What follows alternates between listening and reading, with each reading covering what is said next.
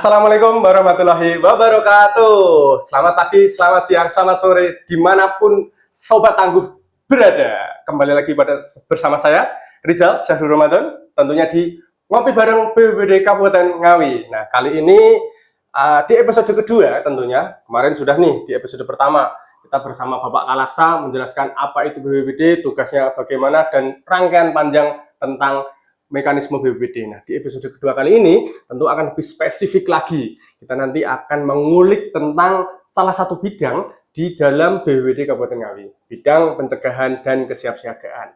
Nanti juga setelah masuk banyak komentar, juga banyak pertanyaan, khususnya salah satu bencana. Nanti kita juga ulik tentang banjir. Nah, tapi bagaimana untuk menghadapi banjir, kemudian mengenalinya, strateginya untuk menghadapi ancamannya, kita akan ulik dan kita akan menemukan jawabannya nanti. Tentunya dengan narasumber yang sangat luar biasa dan berkompetensi di bidangnya. Jadi tetap bareng bersama saya untuk menyelesaikan episode 2 kali ini.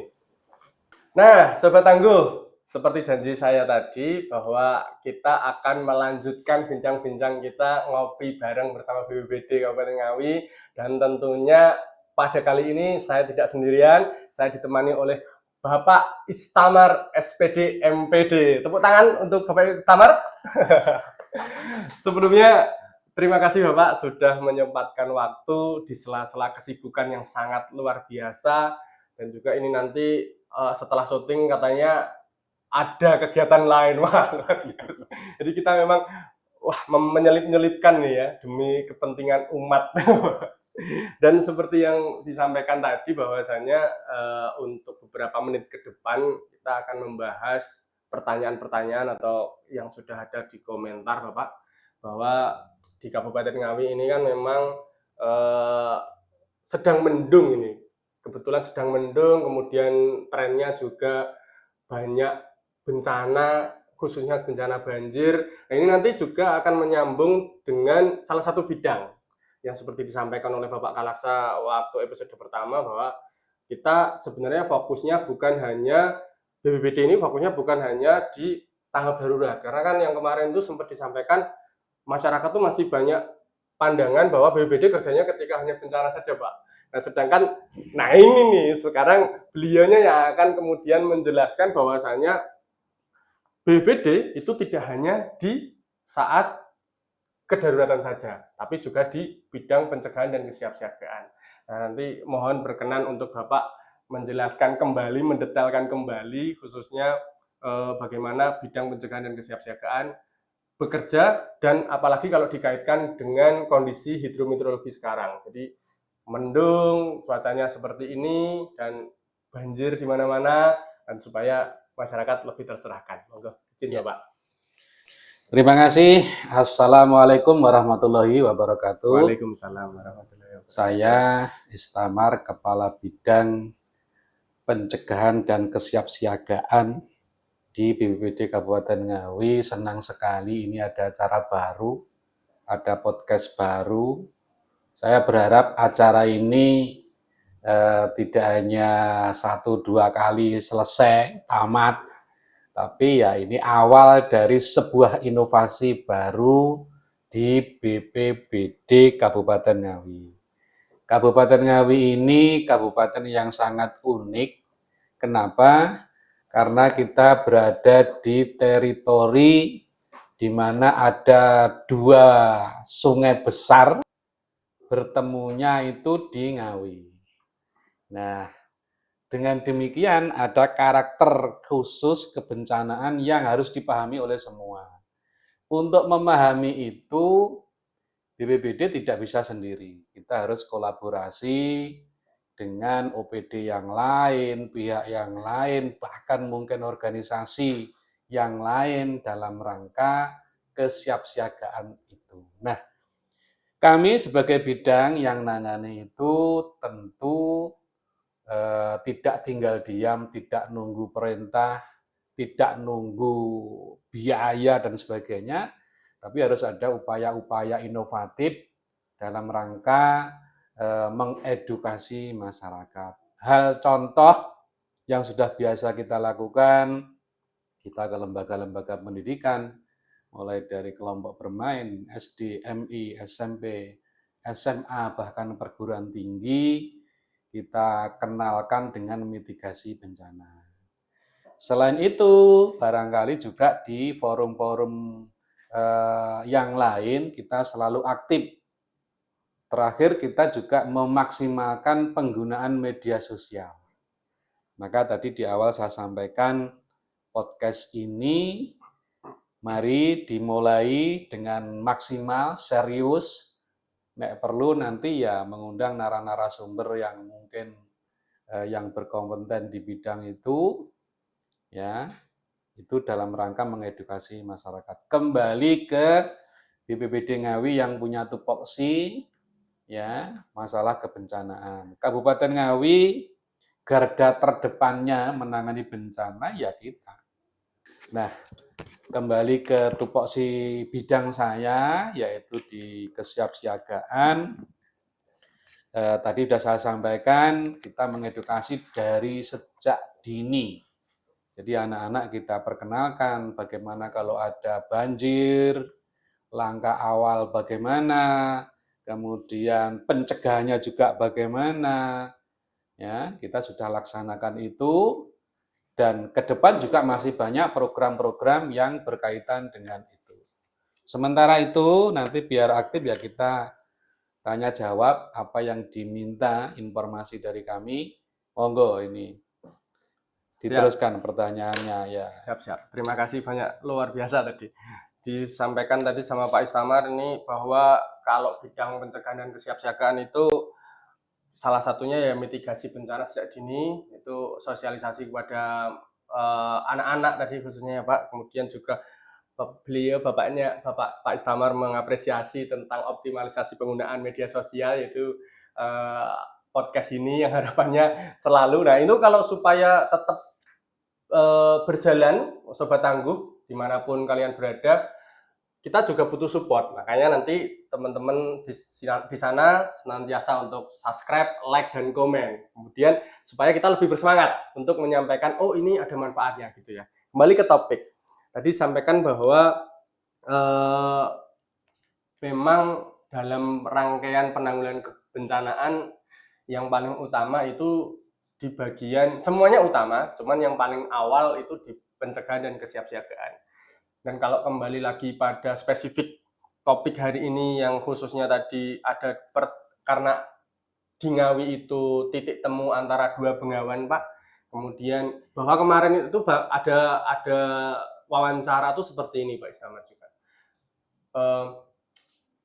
Mitos atau fakta di Ngawi tidak hujan tapi bisa banjir. Nah, ternyata itu fakta Pak. Jadi memang di Ngawi itu lucunya tidak perlu hujan deras bisa banjir.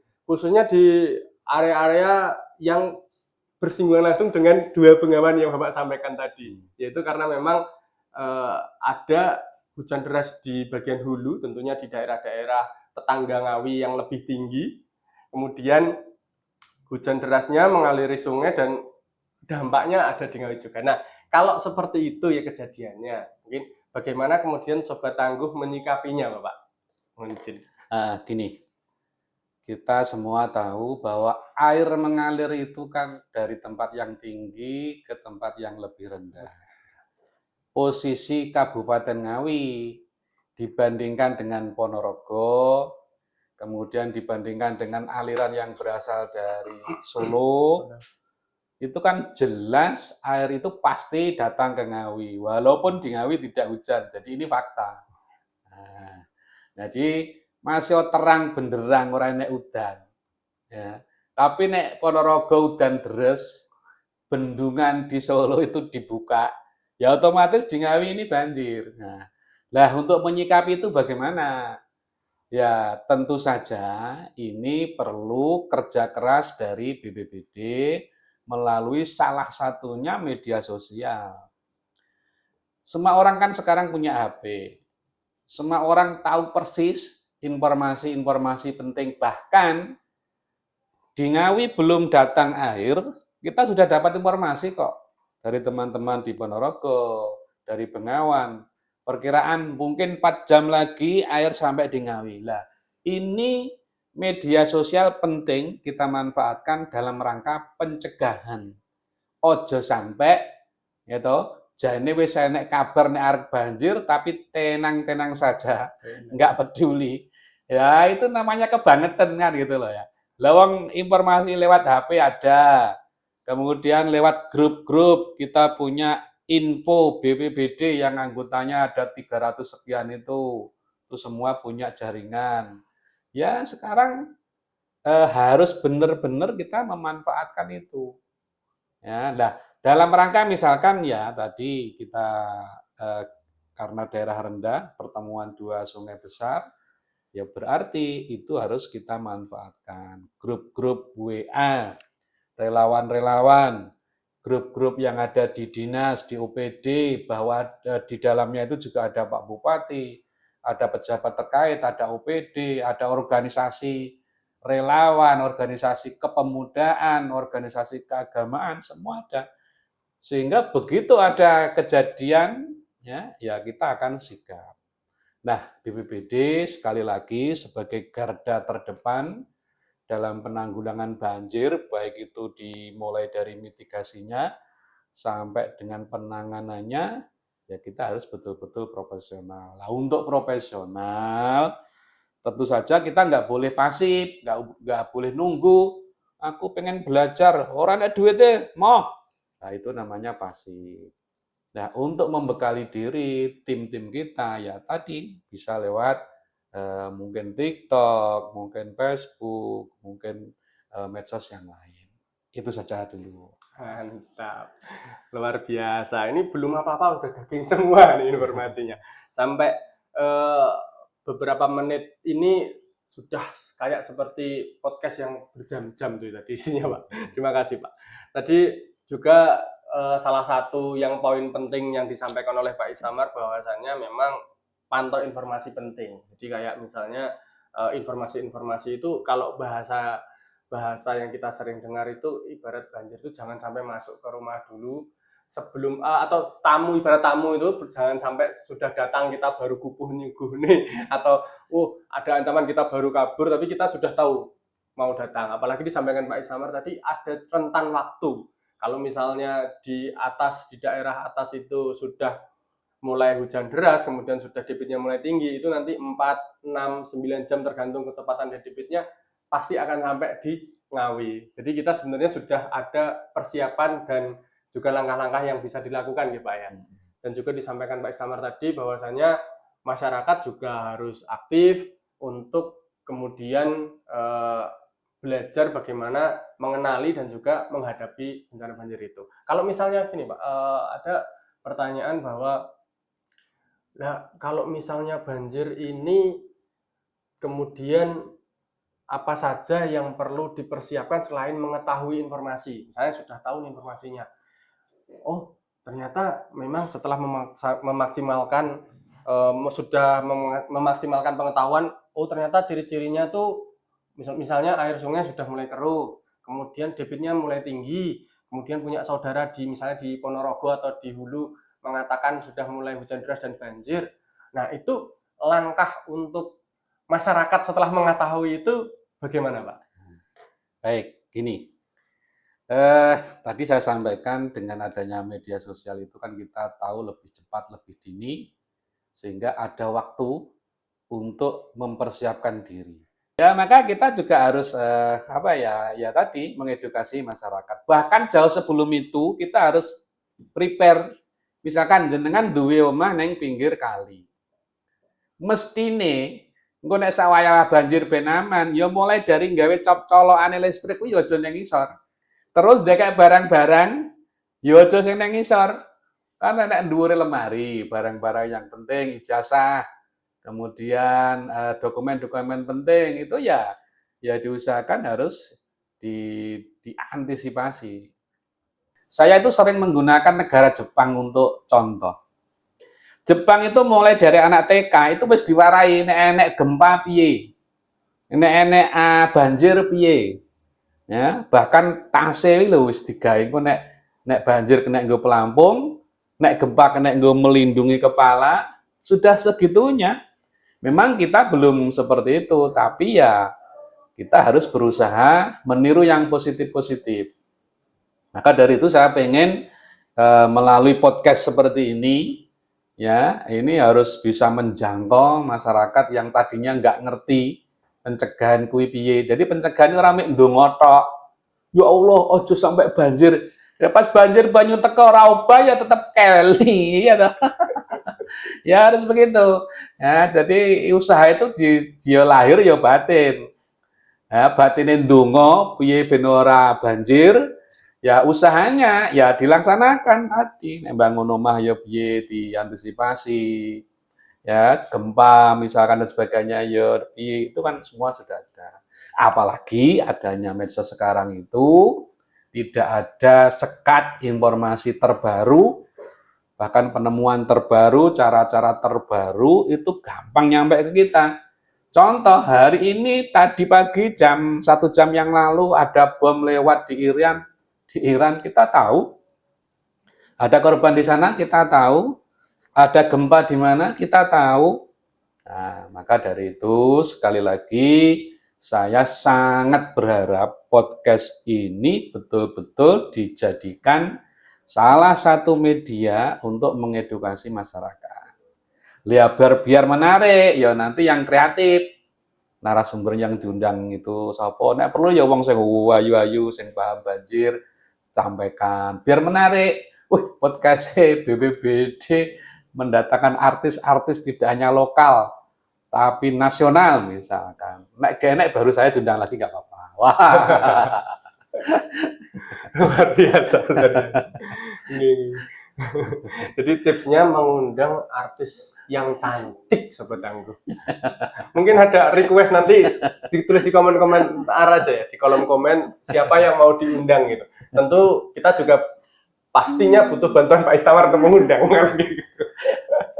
Iya, kembali lagi ke topik tadi bahwasanya memang disampaikan oleh Pak Istamar, apalagi beliau adalah kepala bidang yang membidangi tentang pencegahan dan kesiapsiagaan, yang mana kita bahas di episode lalu Pak sama Bapak Kalaksa bahwa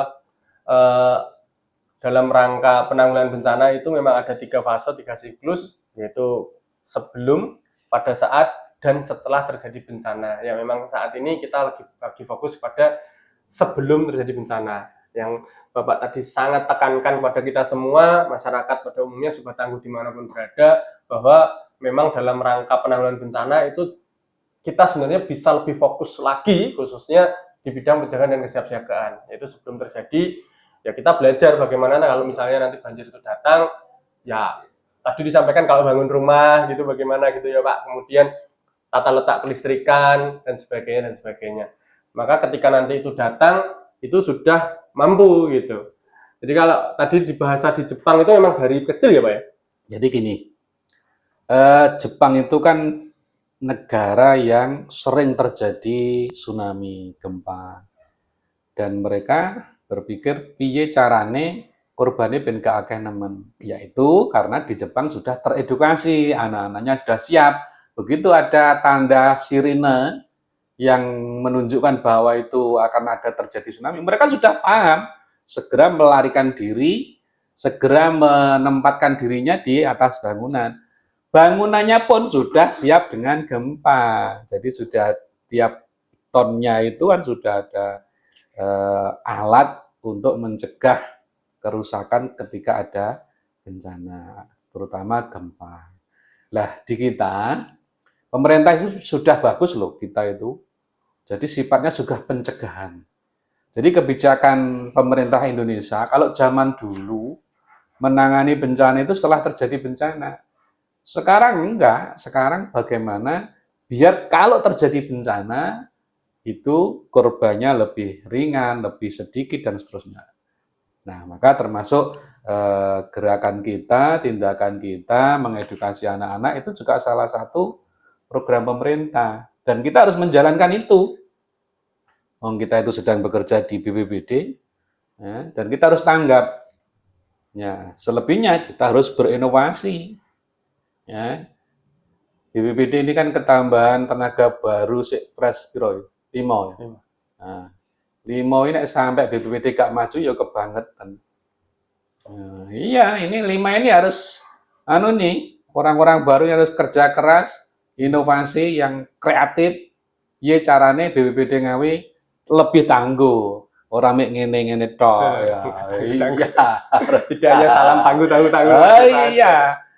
Orang ya tak pindah nang Aceh kono. Siap. Luar biasa. Itu ya. Ini beliau memberikan amanah pada yang baru-baru ya. Ini kemudian kebetulan timnya juga dari yang teman-teman yang baru, Pak. Jadi iya. ini salah satu inovasi dari teman-teman yang baru tentang podcast ini supaya memang mengedukasinya lebih baik. Jadi itu banyak hal yang disampaikan oleh Pak Istamar tadi sempat saya tuliskan beberapa hal. Kalau misalnya mau dirangkum tentu tidak bisa merangkumnya karena begitu luar biasa detailnya, nanti di replay lagi kalau misalnya lebih detailnya. Cuman kalau ini mau ditarik kesimpulan bahwasanya memang dalam menghadapi bencana banyak yang bisa kita lakukan sebelum bencana itu datang, dan juga pelatihan-pelatihan kemudian kesiapsiagaan. Cuman misalnya kalau kita bicara ke banjir tadi, bahwa selain pelatihan-pelatihan tapi juga bisa dilakukan, harus melakukan sesuatu gitu, tidak hanya tahu terus ketika datang tidak ngapa-ngapain gitu. Disampaikan juga bahwa misalnya kayak yang dilakukan, amankan dokumen, kemudian siapkan tas siaga bencana, misalnya untuk nanti kalau misalnya pergi langsung, nah, nanti isinya apa aja, kemudian bagaimana langkahnya, kita akan bahas di episode selanjutnya. Dan kalau misalnya satu pesan terakhir untuk teman-teman sobat tangguh di luar sana, tadi kayaknya Bapak lebih banyak pesannya kepada kami, Pak. Izin. Pesannya pada kami, tapi luar biasa sekali. Nah, untuk sobat tangguh, pesannya bagaimana untuk menyikapi fenomena ini dan juga untuk langkah-langkah yang konkret misalnya untuk kedepannya. Terima kasih, Pak. Ya, makasih.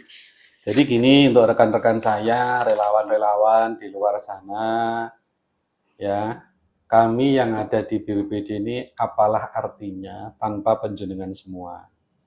Ya, penjenengan semua itu sudah sangat luar biasa, bekerja tanpa harus ada biaya operasional, tanpa ada gaji, tanpa ada reward dan sebagainya, tapi jalan. Itu luar biasa. Dan itu saya yakin akan menjadi amal baik penjenengan yang Gusti Allah akan mengembalikan. Itu tidak harus berupa uang, tidak harus berupa duit atau berupa apapun, tapi mungkin dalam bentuk yang lain. Mungkin keluarganya sehat, anak istrinya guyup, rukun, ayem, apalah artinya duit-duit akeh, keluarganya berantakan, keluarganya sakit, lah dengan penjenengan jadi relawan, penjenengan mendermakan tenaga pikirannya itu, penjenengan menjadi orang-orang yang mulia, orang-orang yang berguna jelas, bermanfaat sangat jelas untuk masyarakat. Dan itu terima kasih. Nah, mari kita berkolaborasi antara relawan, BPBD, mungkin OPD yang lain, organisasi yang lain, semua tadi muaranya bagaimana agar masyarakat kita terbantu. Saya kira itu. Kolaborasi, mantap sekali. Jadi intinya adalah kolaborasi, sobat tangguh, karena bencana urusan bersama, tidak bisa BPBD saja, tidak bisa masyarakat saja, tapi bersama-sama. Luar biasa, mantap.